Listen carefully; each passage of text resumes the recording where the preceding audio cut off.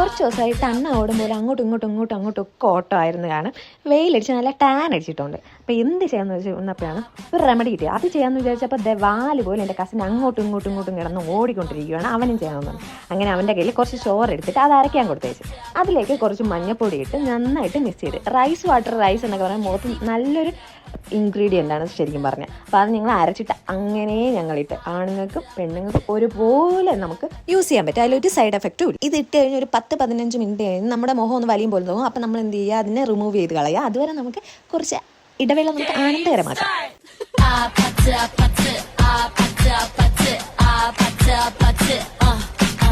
അത് കഴിഞ്ഞ് നന്നായിട്ടൊന്ന് വാഷ് ചെയ്യുക.